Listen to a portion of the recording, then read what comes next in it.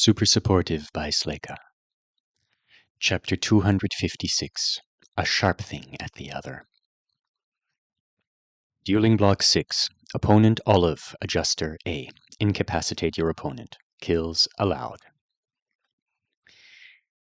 Lexi, could you keep an eye on my project for the next minute or two, if you don't get called to your own duel? Ryther was slicing away at one of the target dummies. Lexi didn't glance in Alden's direction when he responded. I will. Appreciated. Alden wasn't worried about sabotage, but other people in the practice area got klutzy with their powers sometimes. All right, Olive. He headed toward the dueling block, pulling up a random number generator as he went. He made it pick out of 6. It landed on 5. That meant Alden would be pretending to be fooled by the fake Olive on the right to start their fight. And he was allowed to find real Olive with his second attack. He was always allowed to hit real Olive if she made herself obvious in some way. This was how he was keeping his abnormal Olive identification powers in check. 3 of her stood in their end of the dueling block, jaws set and pink baseball bats raised in exactly the same way. Hi, Olive. She didn't reply, of course. Alden took 4 temper spheres out of his pouch, 2 in each hand, and held them up. She ignored them. Things have been changing fast. He remembered throwing a single temper sphere at Tatiana Evans during that combat assessment duel. Hadn't been much of a pitch, really. But one of these is a heck of a pitch, and with the word chain... Let's have a nice duel, Block 6, Foxbolt said from where she stood outside the barrier a couple of paces behind Olive to monitor their block and a neighboring one. The time in front of Alden's eyes counted down. Soon. 90-second duel. Start! The Olives ran at him. He pitched a regular sphere as hard as he could through the illusion on the right and saw it pass through as he flung another one through the real girl on the left. It pinged off the bat she raised in front of her face. Alden ran forward to meet her, watching the bat. It drew back. Let her swing, duck it, pop right back up. Olive swung high for his head. That made ducking easier. Attack! He thrust his left hand toward her face before she'd recovered from the full power swing. There was a visual confusion from the 2 illusory girls being right on top of them. He kept his eyes on the real one as she flinched away from his approaching hand. Then he whipped his right hand up to release the temper sphere he'd accelerated and preserved earlier. Transparent stickers he'd put on it before placing it in the sling let him feel instantly that he had it turned the correct way. It wasn't impossible to tell without them, but in the heat of a fight the stickers helped. Alden let the sphere go an inch from Olive's forehead. He was a little surprised that it shattered. He felt the muted sting of shards against his skin. She shouted and collapsed backwards, stiff-suited, her bat rolling across the floor. Their duel had only lasted seconds. He wasn't breathing hard. The notification of his victory was followed by one for the damage he'd dealt. If this had been a real battle, Olive would have a dire brain injury. He looked down at her. Her light brown ponytail was fanned out on the floor by her face. Her eyes were screwed shut, and she looked like she was grinding her teeth. Good duel, Alden said. Most people were in the habit of saying that or good fight now, like a darker version of good game after a baseball match. We've even got the balls and bat here for this one. He wanted to offer Olive a hand up, but she wasn't opening her eyes. Your illusions are always so cool, he said. Still not opening her eyes. He glanced at Foxbolt. The instructor noticed him, looked at Olive, then waved him away with one hand. He jogged across the block to get the temper spheres he'd thrown. If the shards were a problem for the next duelists, Foxbolt could order the gym to sweep them off the floor. Olive was sometimes a good sport when she lost, and sometimes not so much. Alden imagined he was one of the few people she really hoped to beat in a fight like this, especially since she'd gotten permission to use the bat. She could have beaten me if we'd fought 2 months ago. Would have been harder for me today without the word chain. Things were changing fast.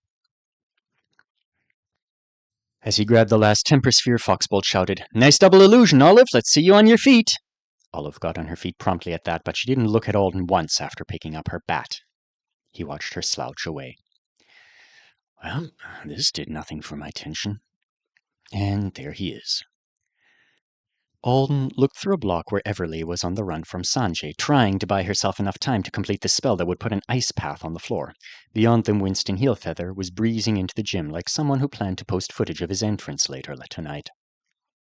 His smile was easy, and his fingers were running through his blonde hair as if it just happened to need a ton of tousling. He'd ditched the sunglasses and his custom sweatbands. Alden assumed there would eventually be a new self-branded accessory to replace them. His celebrity arrival didn't take him too long, and Alden, watching it, saw the moment when he stopped thinking about Thinking more about the cameras than everything else in the huge gym, the smile vanished. His eyes turned sharper. They found Alden so fast that it seemed unlikely it was happenstance. Alden spun and headed back toward the practice area. He didn't want a staring contest. Looks like his mind is on what's coming up, too. His tension coiled itself a little tighter. I really don't want to lose. Not to him. Not today. Alden didn't think he'd have time to improve much about his weapon. 1 or 2 tweaks at most. He focused on the balance point. He preferred for it to be close to the center of the handle. With Haoyu's help as an entruster, he preserved the weapon, lifted it to check the weight, and lowered it. Every time he set it back down, he was wrapping a little duct tape around the paracord on the lighter end, just above the spot where the fishing line stuck out. The 4th time he did it and picked it back up, it seemed right. He carefully balanced the whole thing on 2 fingers, then 1. Looks good, Haoyu said. He was fresh from a duel with Kon. They'd both come over here to watch and encourage. Perching 50 kilos on your fingertip is impressive, Alden, but I can move a whole car with my spell, in case you didn't remember. Such an amazing dolphin whale man, said Haoyu, and I just beat you again, so I'm even better. I'm saying when I cast it, for your information. It's an Artonan thing. I'm not surprised you haven't heard of it. You don't even drink from a magic cup. Are dolphins saying too? Said Haoyu. Alden set his creation down very carefully and reached for a roll of blue painter's tape. Why are you using 2 different kinds of tape? Haoyu asked. I'm only using this one to mark the spot where it balances, so my fingers can find it easier. I like the texture of it better than the duct tape. Kon squatted beside him. Should I be offended that you've never custom-crafted a weapon to defeat me? Alden tore the tape from the roll. If you want to practice against something you think I can do, you should tell me. I'll try it. You hear that, Haoyu? I can put in requests. Alden and I are besties now that we've explored another planet together. Haoyu bent over on Alden's other side. 50-kilo bonker, he said, pointing at the weighted end of the weapon. Next, he pointed at the thread that held the weight and handle together. This lets the bonker fly free? Yes, as long as I have any kind of grip on the handle when I let preservation drop, that thread will snap. Keeps me from losing my whole entrusted object when I do that. Skinny little handle, said Haoyu, tracing the line of paracord with a finger, then stopped at the fishing line. Invisible blade. It's not quite a blade considering how my skill works, but it is hard to see. What do you call it altogether? I don't know, spear mace? Death baton? Wince terminator? The last one, said Kon. I vote for the last one too. Maybe we can honor it with that name if I win. Don't say if, say when, Haoyu commanded. Right. When? A notification sprang up in front of his eyes as if his interface was answering him. Dueling Block 1. Opponent, Winston, Speed Brute, A. Incapacitate your opponent. Kills allowed. Alden didn't realize he'd gone still until Kon said, Did you get the block assignment? Your expression changed, said Haoyu. I got it. They moved a step back to give him room. He carefully pulled the paracord handle as straight as he could. Take up your weapon, Haoyu deepened his voice. It is time. Last week. Alden bent over to pick up yet another thin red stick he'd accidentally sent flying across the room. He wanted to fall down beside it instead. Liam Long claimed he was getting a workout too, but the brute was still moving just as easily as he had when they started an hour and a half ago, and he was talking so fast while he asked Bobby if she had acquired secret leveling tips from any of her most powerful clients. She was telling him good levelers were people who stayed motivated and found what worked for them. Near-death experiences? Are very overrated, Liam, Alden interrupted. I leveled fast on Thagund and Chaos. Strengthening your ability to do magic by a few levels isn't worth it if there's a chance you won't survive the experience, or if you end up so damaged by it that you need years to recover. Go for another method. Listen to Alden, Bobby said. He knows what he's talking about. Liam ought to know what I'm talking about too after last month. Was one night spent almost dying with his brother and sister, not a long enough time period to make a permanent impression on him. Alden straightened. Bobby, have you got half an hour's worth of stuff to explain to me while I have that expensive drink I ordered? I've got half a lifetime's worth of advice to share with you. Ready for your break now? He nodded. Is this the break I can't be around for? Liam asked. It is, sorry. The focus tool I've got should be used with just Bobby in the room. If you want to try out anything here that costs money while you're waiting, you can charge stuff to my account. You're doing me a favor, so go for it. I'll probably just see if I can find any famous speedsters around and watch them train. Liam stripped off his padding and left. Alden stepped over to his messenger bag to take out the box that held his study earring. I could use this with him in the room, he confessed, but I was worried he'd make some random comment, my brain would absorb it too well, and it would become part of my subconscious forever. Bobby chuckled. I'd better be careful what I say. A woman from the North Health Center showed up a couple of minutes later to deliver the personalized energy drink Alden had requested last night in preparation for today. It was a service that advertised that he'd never taken advantage of because of the price and the need to plan ahead. It came in a black bottle with a prescription label, and it tasted gross. But he drained it and soon forgot the bitter flavor on his tongue thanks to the earring and Bobby, who was using video of his many brief encounters he just had with Liam to explain how he could improve. Is this the correct way to help when you're wearing that earring? She asked at one point. You're not talking as much as usual. In fact, you're not talking at all. Alden nodded slowly to her. That's right. I can ask you to explain more about anything. Yes, like always. Everything she'd said was so enlightening it was hard to choose. The not moving my feet enough part? Once you start trying to maneuver your weapon to meet his strikes, you have a tendency to keep your feet glued in one spot. Is it because you're focusing too much on your hands right now? I'm not sure. Don't leave half your body out of the fight. You and I have been doing all that jumping practice and the parkour. Your feet are good movers, so I don't want you to let them freeze when you're under pressure with a weapon in hand. Look at this moment. You're using your arms so much while your legs are refusing to budge. She paused. Let's try something and see if the earring lets you learn while you're in motion. I'll run at you, and you defend yourself with a baton. As I reach you, don't just twirl your stick and swing your arms to block me. Force yourself to take a step at the same time. Any direction you want. Even a little bounce is fine. What we're trying to do is remind your legs to stay involved, no matter what you've got going on with your fingers. It turned out that the earring made Alden want to ponder everything too much for sparring. Instead of reacting to Bobby throwing a fist toward him, he just took in the way she was doing it. So they switched tactics, and she showed him how she thought he should have moved against one of Liam's attacks while he watched her. Then he tried it on his own with and without the earring. Then she showed him again. By the time Liam was due back, she was fascinated by the earring and trying to determine its potential uses. She made him sit down and watch one of the few bouts he'd won against the speedster 3 times, telling her new things he'd noticed after each viewing. Liam has a hard time not thinking of the weapon as a mace, he said after the last one, or a bat. I think I know what you mean by that, but explain it to me for your own benefit. He knows the big block on the end is just foam, and he knows it's light enough for me to change its direction rapidly. He's seen me twirl it really fast. But if I swing it at him with a big arm motion, like I'm using a club of some kind, he expects it to behave like one, and he expects me to move like I'm swinging something heavy. Alden watched the foam block catch Liam in the chest again. When Liam came back into the room and Alden took the earring off, he thought, I can use something like that against Winston. Ready to go? Liam asked. I'm ready to go. Bobby, did you see anything I could improve while you were going through the videos? Alden, I'll pretend to be a dumber speedster as many times as you need. You can keep choosing between smart and dumb whenever you like, said Alden. It's good practice for me both ways. I still can't believe a Selena North Hero Program student would run at you full throttle, Liam said. You explained how your skill worked, and the first thing I thought was, just go slow till the last second. Alden sighed. Liam walking across the floor towards him, like he was out for a stroll, had been an unwelcome surprise during that first fight, even though it was how Alden would have fought himself if he were a speedster. When Alden dueled, he often had one dangerous shot of some kind, a net or a rope. Super speed could be used for dodging his attack, or it should be used after the opponent had gotten under his guard for the winning blow. Otherwise, it was something Alden tried to use against them. Nobody dies by walking slowly into a fishing line, he said. I just hope Winston doesn't realize that.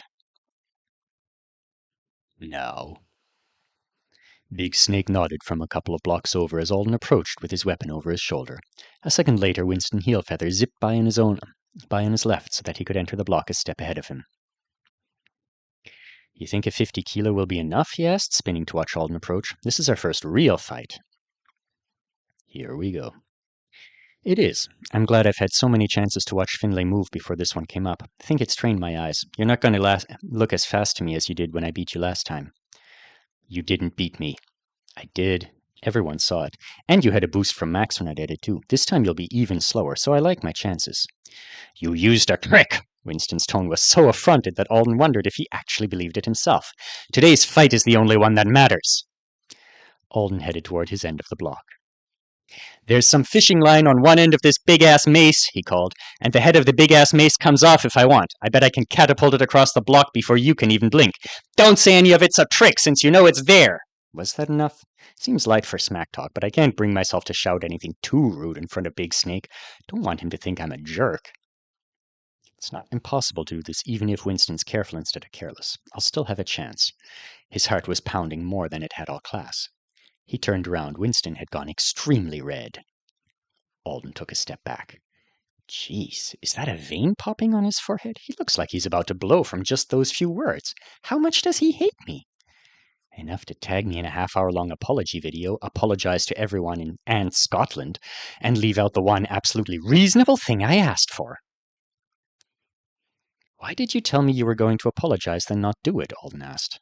They had 18 seconds on the start timer. "I did apologize." Winston was taking up a position like a sprinter at the start of the race. Alden held his weapon in two hands, then took up his own starting position. Like Olive had in his first duel of the day, he tried to look like a batter waiting for a pitch. "Why are you lying to my face when we both know it's a lie?" "I apologized to the people who need apologies, and everyone's over it but you," Winston retorted. "But they're about to see. You don't matter. You're a B rank and a rabbit. This is a school for heroes. Even if you got lucky a few times, this isn't your world."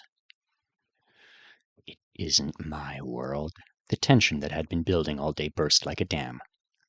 "Soren had it right." Alden's eyes locked onto the speedster. "You're a nasty little fucker." 90-second duel. Start. Winston Heelfeather had been a member of the track team at his old school. He hadn't been the best member, but who would ever care about that again? Nobody. That was how it worked once you were so far beyond others that they couldn't even see your dust. Your weaknesses faded from memory. Fans came to you. On the day the team had held that goodbye race for him, he'd started with his body in a position just like this, and he'd run, and not a single person could touch him. Humans versus a superhuman. It was a shame that S versus A was often the same way, but today, in this fight, he'd been watching so many videos of Alden's duels. The rabbit played around with weird tools, trying to come up with tricks and traps just like Max, to make up for his weakness. Because he's a B. He's only a B. The system gave him a good skill, but he wasn't strong enough for an A. Winston had always considered himself a good person, but at this moment he could admit that he wanted to look down on Alden Thorne from a rank above and a class beyond and show him what a real, honest power looked like. He has a weight, not even one of the biggest weights. Must be worried about his skill wearing out. All I have to do is dodge it, and I'm faster. I'm so much faster. "You're a nasty little fucker," said Alden. "Bringing up Soren? He hasn't even managed to fire a shot like that, the one that took me out since then. Who does Alden think he is? Man, he plays with him in duels. Rebecca beats him when she's not trying out stupid stuff. I'm an A rank too. Why is he staring at me like I'm the one beneath him?" Winston wasn't using a weapon of any kind. He was going pure speedster, for when he told his fans about this. Pure brute. A fair fight. 90-second duel. He was going to put his hands around a rabbit's neck and squeeze. Start. Winston blasted toward his victory with almost every bit of his speed. He wasn't hitting that damn fishing line again. He wasn't stupid. Alden hadn't even moved from his starting spot. He was just waiting there to swing his homemade club. Winston felt a rush as fast as his own feet at the sight of it. This was it. Exactly what he'd wanted all turn. Such a simple, clear-cut display of their powers. Alden could hold a lot of weight. He could swing it with his human strength. But it didn't even matter if he was using that word chain that was practically doping today, because Winston knew he could dodge a human swinging a bat. He could dodge other A-rank brutes swinging things at him most of the time. Thank you for the fair fight. Finally, redemption. He'd stay up all night tonight working out exactly how to describe this duel to his followers and listening to the worst of his roommates pack his bags. You know how Max hasn't been letting me record videos in the living room for you guys? Well, he and I had a little bet. That was how his Trime post explaining that the adjuster had moved out would start. Almost there. Alden was waiting. Almost. The rabbit was just staring. Was he even going to respond? There. Alden was taking a couple of steps back. He'd suddenly moved his hands to the middle of his rope handle. Didn't matter. He was swinging it like a bat. Too slow. I see you. Winston was going to go over where the arc of the swing would carry the 50-kilo sandbag. His fans had been complaining that he attacked from below too much. Kick him in the face, pin him to the wall. He jumped. And squeeze. That was the plan. It was a great plan. He was flying through the air, twisting his body for the kick.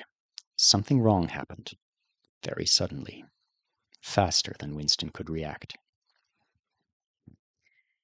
He's fast, thought Alden. His weapon was so light in his hands it almost felt like it wasn't there. The time for thinking was over. He just needed to keep his eyes open and move. When he reaches the midpoint, Winston had reached it. Alden grabbed the blue painter's tape on his handle, the balanced spot beneath the index and middle fingers of his right hand. He closed his fist to hide the grip. Then he took a couple of steps to wake his legs for whatever was about to happen. He kept pretending he was swinging a bat, one that could be something other than a bat any instant now. Trust the practice. Trust the word chain to help you do what you can do sometimes. Winston was jumping, smirking. There. Alden's feet and arms moved, his wrist and fingers twitched, and Winston Heelfeather crashed feet first into a sandbag that had just altered its course flawlessly at the speed of that twitch. Damn! Winston hit the floor. He was rolling backward, about to get his feet under him again. Alden sprang toward his enemy. He had already snapped his wrist back, moving the handle of his weapon so that the heavy sandbag was behind him. Get him!